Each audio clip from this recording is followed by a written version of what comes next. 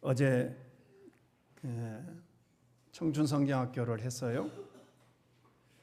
감사한 일은 성경학교에 7학년 이상 되신 분들이 함께 하셨는데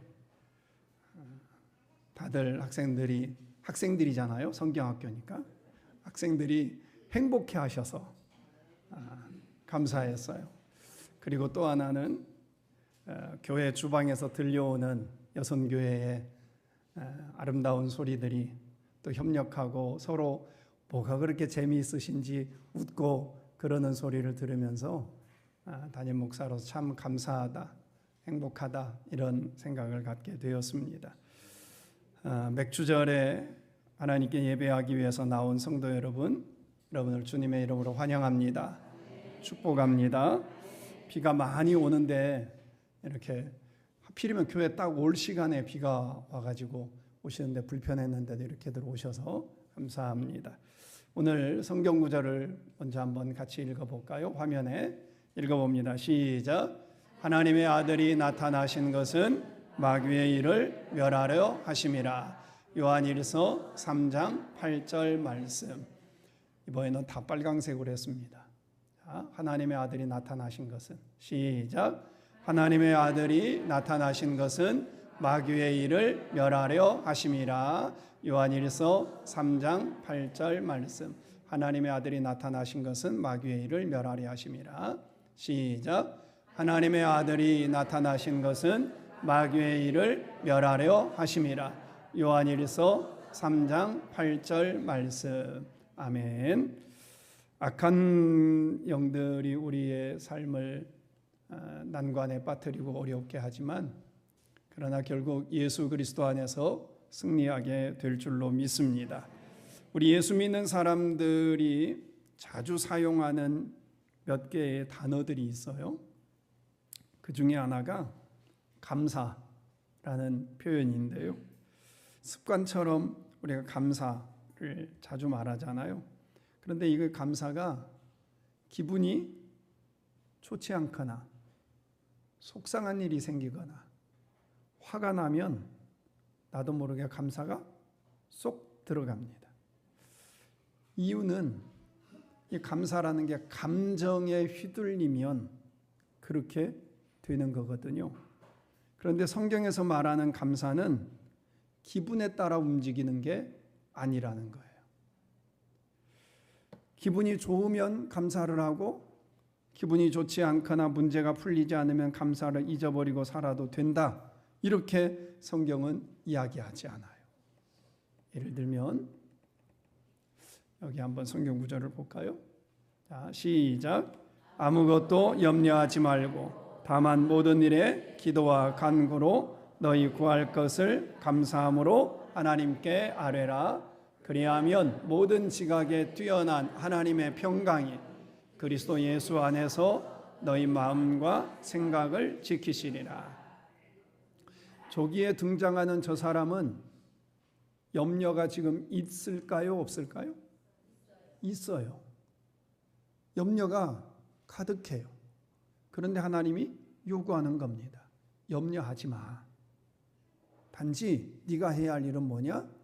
너의 그 염려거리를 놓고 감사함으로 하나님께 기도해라. 간구해라. 그러면 모든 것을 알고 계시는 그 하나님이 예수 안에서 나를 걱정하게 만들고 염려하게 만드는 그 문제가 아니라 네 마음이 그걸 이겨낼 수 없을 만큼 네 마음이 힘든 거니까 너의 마음과 너의 생각을 내가 지켜주겠다. 그런데 저 기도할 때 어떻게 기도하라고 되어 있냐면 감사함으로 기도해라. 문제가 있는데 어떻게 감사해요? 그죠? 아픔이 있는데 어떻게 감사해요? 그 이유가 이 뒤에 절에 있었던 그리하면이란 하나님이 너의 마음도 지킬 거고 너의 생각도 지킬 거니까 그거 바라보고 문제 바라보지 말고 하나님이 행하실 일들을 바라보고 감사함으로 기도해라 라는 거예요. 또 하나 시작. 항상 기뻐하라. 쉬지 말고 기도하라. 범사에 감사하라. 이것이 그리스도 예수 안에서 너희를 향하신 하나님의 뜻이니라. 늘 기뻐하고 사는 사람은 정신질환자입니다. 그죠? 정신에 이상이 있으면 늘 기뻐할 수 있습니다. 그런데 제정신인 사람들은 늘 기뻐할래야 그렇지 않잖아요. 가지 많은 나무에 바람 잘 일 없잖아요. 그게 우리의 현실이에요. 쉬지 말고 기도해라. 그래야 하는 줄 알아요. 그런데 그런 건 아니잖아요. 범사에 똑같은 말이에요. 항상 감사해라. 늘 감사할 수 있는 것만 있으면 얼마나 좋아요. 근데 감사할 수 없는 일도 많잖아요. 굳이 이렇게 무게를 달아보면 감사할 수 없는 게 더 먼저 생각이 나잖아요. 사실 감사할 수 있는 게 더 많은데도 불구하고 감사할 수 없는 게 먼저 떠오르는 게 우리의 현실이에요. 그런데 저 마지막 절이 18절인데요. 범사에 감사해라. 이것이 예수 안에서 너희를 향하신 하나님의 뜻이다. 하나님의 마음은 뭐냐? 염려거리가 있지만, 기뻐할 수 없지만, 감사할 수 없지만 늘 감사하며 사는 것이 하나님이 우리를 향하신 마음이다. 이렇게 말씀하시는 거잖아요. 우리가 기도하잖아요. 여러분들 하나님 기도하는데 왜 하나님께 기도하세요? 하나님이 만약에 아무런 힘이 없다고 생각해 보세요. 기도하시겠어요? 아이들을 키우면 저기 지금 이영자 집사님이 손주를 옆에 끌어안고 있는데 손주를 혼자 저 유아실에 떨어뜨려 놨더니 저 창문 너머로 우리 할머니 어디 있나 하면서 울어요. 할머니한테 가야 하는데 아마 저 지호, 지유, 지한 늘 헷갈려요. 지한이 입장에서는 할머니가 슈퍼맨일 겁니다. 할머니한테 말하면 다 해결될 거라고 생각할 겁니다. 아마 초등학교 들어갈 때쯤 되어지면 그 눈꺼풀이 하나씩 벗겨지겠지만 아직까지는 할머니가 슈퍼맨이에요. 말만 하면 다 해결할 수 있어요. 우리가 왜 하나님께 기도해요? 하나님은 우리에게 위대한 분이니까, 전능하신 분이니까. 내가 할 수 없는 일이라 할지라도, 내 힘으로는 안 되는 일이라고 할지라도 하나님은 그걸 하실 수 있으니까 그 하나님께 매달리는 거고 울부짖는 거고 통곡하는 거죠. 그래서 하나님께 기도하는 거잖아요. 저는 감사도 마찬가지라고 생각해요. 내 앞에 문제거리가 여전히 산적해요. 답이 보이지 않아요. 그런데도 우리가 하나님께 감사할 수 있는 건 내가 믿는 그 하나님은 전능하신 분이니까. 그 하나님이 독생자 예수를 죽이시면서까지 나를 살려내신 분이니까 그 하나님이 나의 삶을 책임질 것을 믿기에 그 하나님께 감사함으로 기도하는 줄 믿습니다. 지난 6개월을 우리 성도들을 되돌아보면 가정마다 기쁜 일도 있고 또 힘들었던 일도 있습니다. 병원 신세를 지신 분들도 있고 또 가족의 구원을 위해서 전도하려고 애를 쓰고 그게 생각한 대로 잘 되어지지 않는 가정도 있습니다. 건강에 빨간불이 들어온 가정도 있고요. 수년째 경기 불황으로 인하여 사업장에 고민이 쌓여있는 성도들도 있습니다. 이런저런 우여곡절 우리가 6개월을 지냈습니다. 언제쯤 전쟁이 끝날까? 러시아와 우크라이나 전쟁이 일어났을 때만 해도 곧 끝날이라 생각했는데 수년이 지났고 미국과 이란 전쟁은 왜 그걸 일으켰는지 도무지 이해를 해보려고 해도 이해가 안 되는 전쟁이 여전히 그 여파로 우리는 힘들어합니다.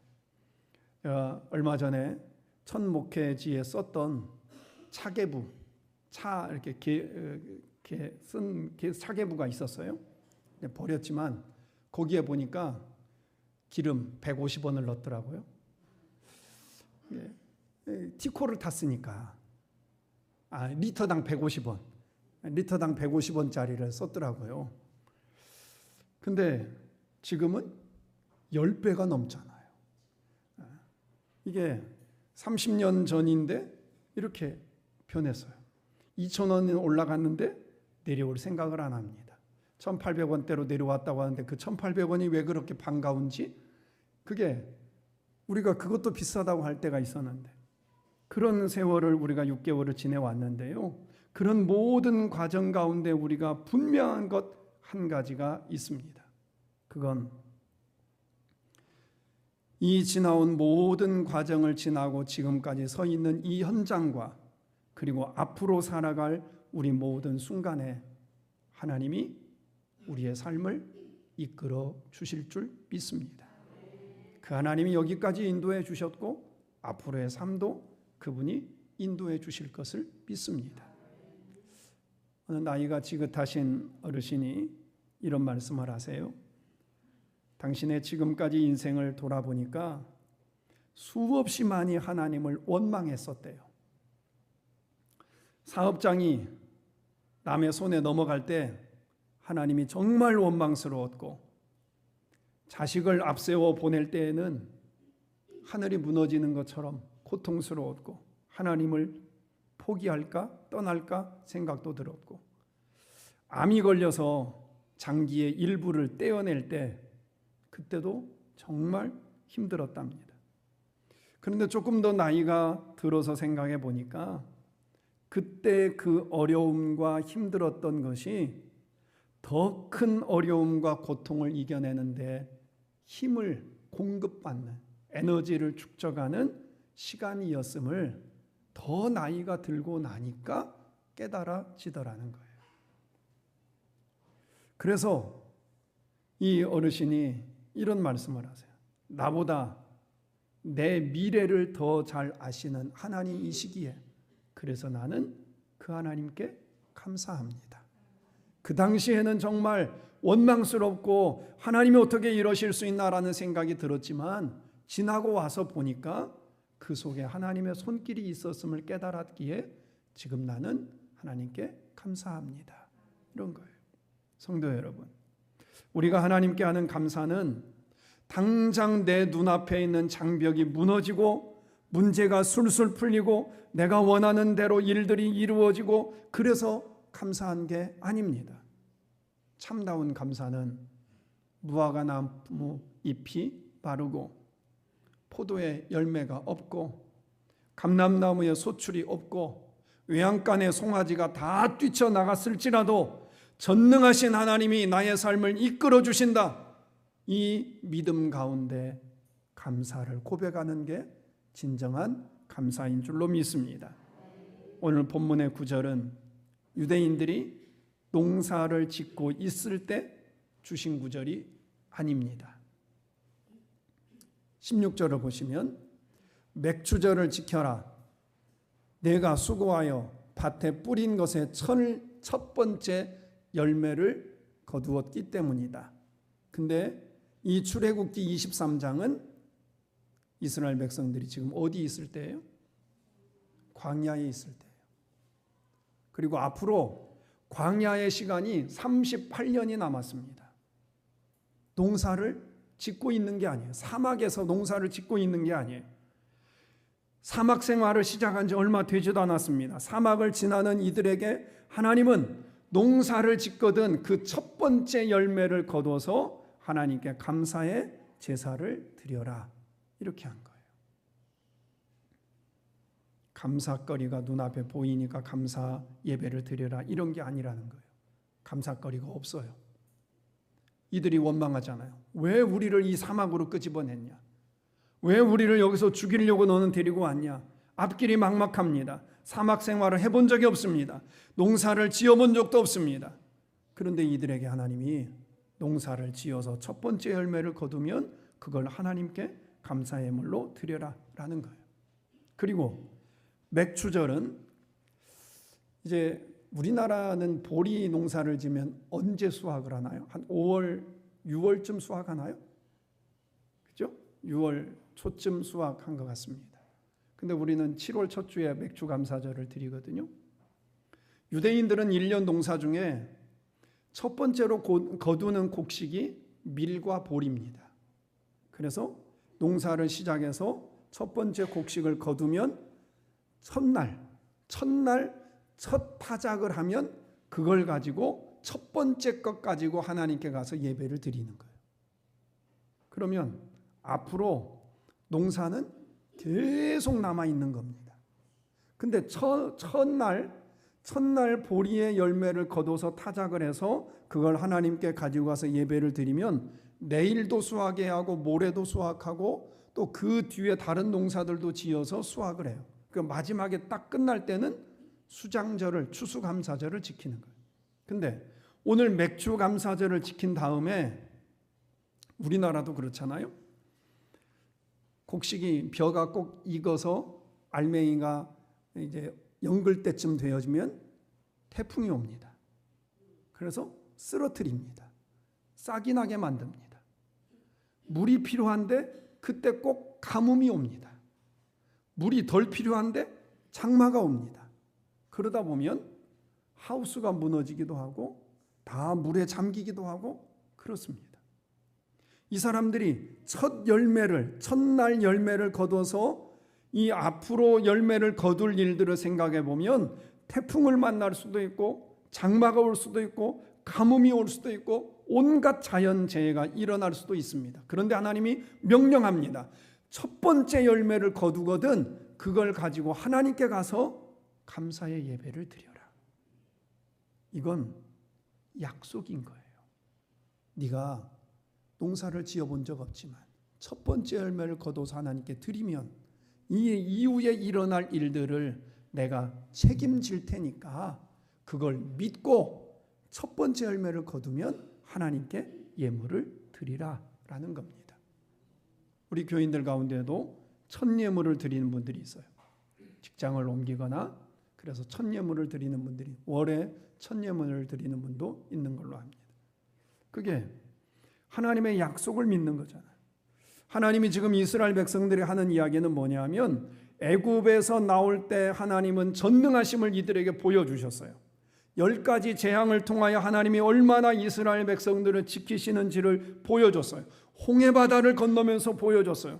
바위를 쪼개서 물을 솟아나게 하면서 하나님이 이들을 먹이시고 입히시는 걸 보여주셨어요.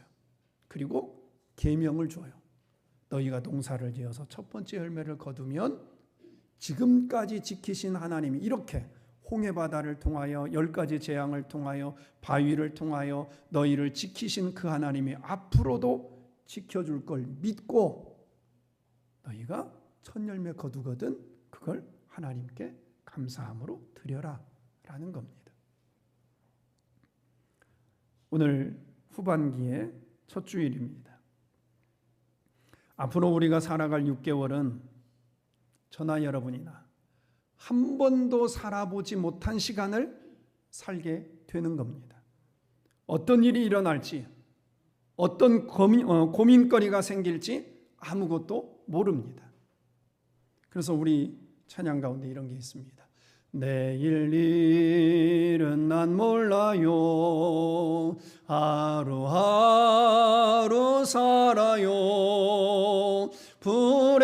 불행이나 요행함도 내 뜻대로 못해요. 험한 이 길 가고 가도 끝은 없고 고네요. 주님 예수 팔레미사 내 손 잡아주소서. 내일 일은 난 몰라요. 장래일도 몰라요. 아버지야 날 붙드사 평탄한 길 주옵소서. 그렇죠. 우리는 아무것도 몰라요. 내일 어떤 일이 일어날는지, 내년에 어떤 일이 일어날는지, 한 달 후에 어떤 사건이 벌어질는지 아무것도 몰라요. 그래서 오늘 감사 예배를 드리며 지금까지 지키신 그 하나님이 남은 6개월도 지켜주옵소서. 그 약속의 말씀을 내가 붙잡고 살아가겠습니다. 주여 인도하여 주옵소서. 그날이 바로 오늘 추수감사 후반기의 시작인 첫 주일인 줄로 믿습니다. 장례식장에 가면 그 유족들 가운데 유별나게 우는 분들이 있잖아요. 다른 형제들은 다 그냥 고만고만한데 유별나게 절도할 정도로, 기절할 정도로 울부짖는 분들이 있어요. 물론 더 많이 정을 나누고 더 많이 사랑을 나눴던 분들이 그러기는 하지요. 천국에 대한 믿음이 있어도 그 육신의 헤어짐 때문에 주체하지 못하고 그런 경우가 있습니다. 그런데 그때 이렇게 사람들이 이런 말을 하시는 분들이 있어요. 있을 때 잘하지. 이런 말씀들을 하시는데요. 맞는 말이기도 하지요. 영정사진 앞에 실신할 정도로 우는 것보다 더 중요한 게 뭐예요? 살아계실 때 잘해야죠. 때가 지난 다음에는 아무리 그 제사상을 잘 차려놓고 아무리 울부짖어도 그거 소용없는 거잖아요. 감사도 그렇죠. 기회가 주어졌을 때 감사해야 합니다. 나중이 아니라 지금 감사해야 합니다. 나중에 감사한다고 하는 사람 치고 감사하는 경우가 많지가 않아요. 성경 구절에 이런 구절이 있습니다. 읽어봅니다. 시작. 여호와의 인자하심과 인생에게 행하신 기적으로 말미암아 그를 찬송할지로다. 감사제를 드리며 노래하여 그가 행하신 일을 선포할지로다. 이 말의 의미는 감사를 미루지 말라는 거예요. 그리고 그것을 마음속에만 담고 있지 말아라. 선포해라. 하나님이 너에게 행하신 일을 기억하고 그걸 감사함으로 세상에 나가 선포하라는 거예요. 저와 여러분은 지금 감사를 선포하고 있는 겁니다. 그게 예배예요. 기도예요. 찬송이에요. 하나님의 성전에 와서 주님을 찬양하는 이것이 바로 우리는 나에게 구원의 은혜를 주신 하나님의 감사함을 선포하고 있는 시간이 바로 이 예배 시간인 겁니다. 내일 해야지, 다음 해야지, 이 문제만 풀리면 해야지. 아닙니다. 염려가 있을 때 그때 감사를 표현하는 겁니다. 또 하나 성경 구절 시작. 감사함으로 그의 문에 들어가 찬송함으로 그의 궁정에 들어가서 그에게 감사하며 그의 이름을 송축할지어다.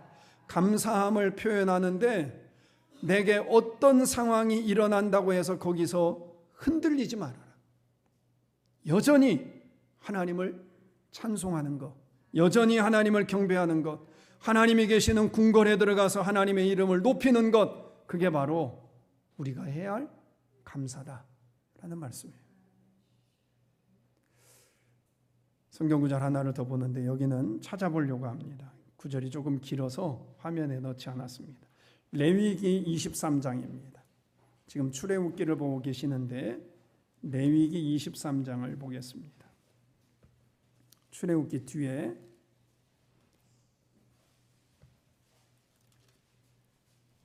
레위기 23장 10절부터입니다.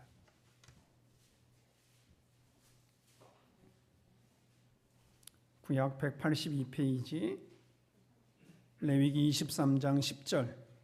먼저 10절을 읽어봅니다. 시작. 이스라엘 자손에게 말하여 이르라.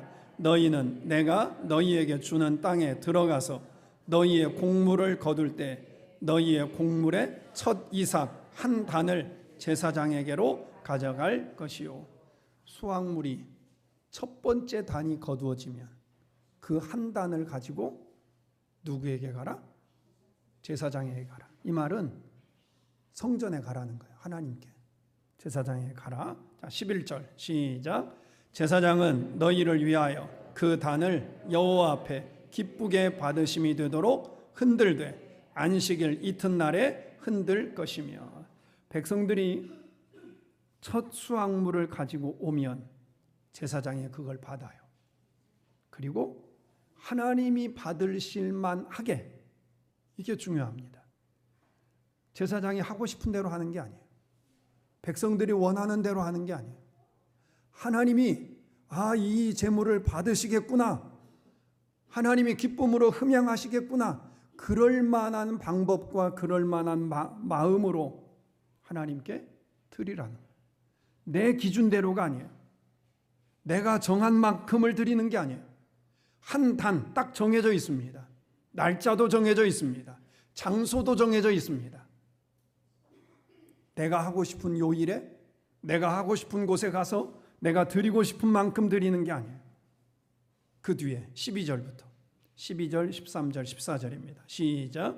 너희가 그 단을 흔드는 날에 1년 되고 흠없는 수량을 여호와께 번제로 드리고 그 소재로는 기름 섞은 고운 가루 10분의 2 에바를 여호와께 드려 화제로 삼아 향기로운 냄새가 되게 하고 전제로는 포도주 4분의 1 흰을 쓸 것이며 너희는 너희 하나님께 예물을 가져오는 그날까지 떡이든지 볶은 곡식이든지 생이삭이든지 먹지 말지니 이는 너희가 거주하는 각처에서 대대로 지킬 영원한 규례니라.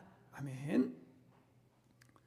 열매를 거뒀는데 열매와 상관없이 양을 드리랍니다. 고운 가루를 드리랍니다. 포도주를 드리랍니다. 분량도 딱 정해놨습니다. 요만큼 드려라. 그리고 14절 너희는 너희 하나님께 예물을 가져오는 그날까지 떡, 볶은 곡식, 생이삭 먹지 말아라. 이 말은 뭐예요? 하나님께 드리기 전에 너희가 먼저 먹지 말아라. 하나님께 먼저 드리고 먹을 것 볶든지 또 삶든지 이삭이든지 생거든지 그 다음에 먹어라. 또 14절 끝에 이는 너희가 거주하는 각처에서 다 자기가 정한 그 장소가 있는 거예요. 자기 살고 있는 집에서 어디로 이사를 가든 어느 곳에 이동을 하든 각처에서 대대로 지킬 영원한 규례다. 하나님이 드려야 할 날짜도 정하고 분량도 정하고 방법도 정하고 모든 걸 다 정해놨습니다. 그래서 너희 방법대로 이만큼을 해야지 저만큼을 해야지 하지 말아라. 이때 해야지 저때 해야지 너희의 기준대로 하지 말아라. 감사거리가 생긴 다음에 그때 해야지 아니에요. 날짜를 정해놓고 하라는 거예요. 그리고 이렇게 말씀하셨던 이유가 뭐냐? 그 모든 것의 주인이 하나님이심을 인정하라는 거예요. 하나님이 너의 곡식을 책임지고 자녀들을 책임지고 재산을 책임지고 너의 생명을 책임지는 분임을 인정하고 첫 번째 걸 하나님께 드리고 그리고 하나님이 그걸 받으시면 그 다음에 주신 것으로 볶아서 먹고 생으로 먹고 이웃과 함께 나누고 영원히 그걸 지켜라. 이렇게 명령한 겁니다.